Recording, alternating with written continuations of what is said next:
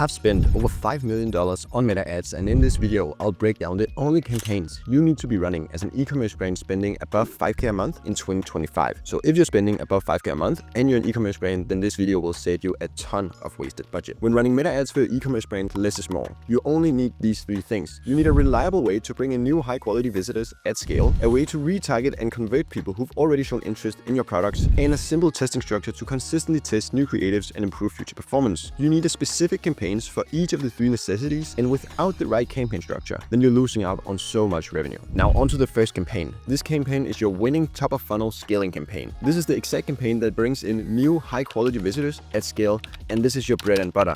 So top of funnel simply means that it's a cold audience and the audience doesn't know your brand yet. So here the objective is really simple. You just need to get new people engaged with your brand, and in this campaign you should be spending up to 75% of your total budget. It's highly scalable, and this is also where your future growth will come from. That's also why it's called the top of funnel scaling campaign. I recommend you going with the Advantage Plus campaign. This campaign gives the algorithm full targeting freedom, and in 2025 manual targeting is simply dead. Meta's AI will outperform any manual setup, and you'll be better off simply using the Advantage Plus campaign that gives full freedom. You'll have a higher revenue, a better ROI, and you'll have less headaches and spend less time making the targeting. The only thing you need to limit is the geographical area. So you need to tell Meta, you need to edit inside of the campaign the geographical areas that you want to target. Obviously you want to go with the best performing regions for your brand, and from there Meta's algorithm will target your ads and you'll see a better ROI. Now when it comes to the ads inside of the campaign, we only want to have winning ads inside of this campaign. Now the winning ads are ads that we've already tested and that we know work. We test stuff inside of our other campaign, which is our testing campaign, and I'll get to that in just a bit. Now it's very important that you only have one scaling campaign, because if you run an Advantage Plus campaign and you also run, let's say, a manual scaling campaign, then you'll fragment performance and create audience overlap. Now when you're fragmenting performance, it just means that you have two different campaigns that has different conversions, and therefore you don't have the full data in one campaign. So if one campaign has 25 conversions and another campaign has 25 conversions as well, they're both running like on half data. Now if you combine them into one big Advantage Plus campaign that has 50 conversions, then the algorithm will be much stronger as you have double the conversion, double the data, and you'll just see much better results. So avoid fragmentation, go with one scaling campaign and you'll see much better results. Also, if you're running multiple different scaling campaigns, then there'll also be audience overlap. This just means that both of your campaigns will be targeting the same people, and therefore they will go in a bid war against each other and your CPM prices will rise. So avoid this and just go with one scaling campaign. Now onto the second campaign. This is our testing campaign, and this is where we are testing out new creatives before moving them into our scaling campaign. Now the reason why I at the beginning of this video told you that this campaign structure is only for e-commerce brands spending above 5K a month is because if you're spending below 5K a month, then you shouldn't have a testing campaign. Then you should just do all your testing in your scaling campaign, as you want all the data in that campaign. Now if you're spending above 5K a month, like I'm expecting you to do since you're watching this video, then it makes sense to have a testing campaign. You have the budget to test out the creatives in this campaign and only move the winners into your scaling campaign. So this setup is quite simple. You create one ad set, and in each ad set you are testing out different creatives. So typically we're testing out between 3 and 6 different creatives, and you simply give each creative the budget of your benchmark CPA times 1.5. Now this can get a little tricky, but you should have a benchmark CPA. CPA stands for cost per acquisition, and it's just how much you want to pay for each conversion. So let's say you're running a fashion brand and you want to approximately get a maximum CPA of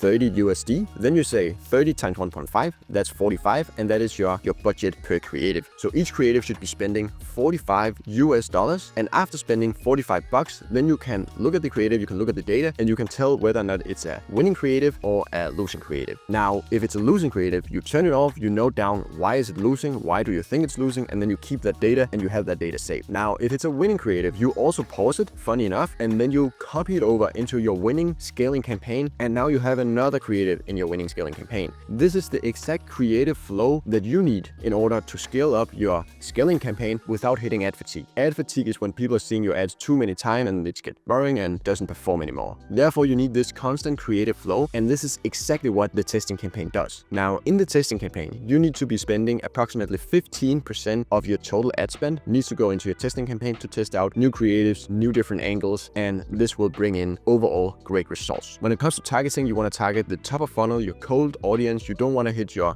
warm audience, as this can create inflated results. Now this is the last piece of the puzzle. The third campaign is the retargeting campaign. This is a campaign that will bring in a lot of profits and you won't spend a lot of money on it. So you will be highly profitable in this campaign. However, you'll struggle to bring in a lot of revenue as it is retargeting. Now, you will target people who've already shown interest in your brand and in your products. So we typically target website visitors, Instagram followers, and people who've engaged with your ads. This can either be likes, comments, shares, etc. Now, we typically do this manually. I know I just mentioned that manual targeting is dead, but when it comes to retargeting, the manual setup tends to perform better than Meta's algorithm. So maybe we'll see better results in 2026 going in with automated targeting, but as of right now, I recommend you going with manual retargeting campaigns. I recommend you starting out with 3 different ad sets, one targeting website visitors, one targeting Instagram followers, and one targeting people who've engaged with your ads. Now, you can simply track which ad set performs the best. If one ad set doesn't really perform, then you just turn it off, and then you only target website visitors and Instagram followers, and now you just saved budget, not spending money on people who've engaged with your ads.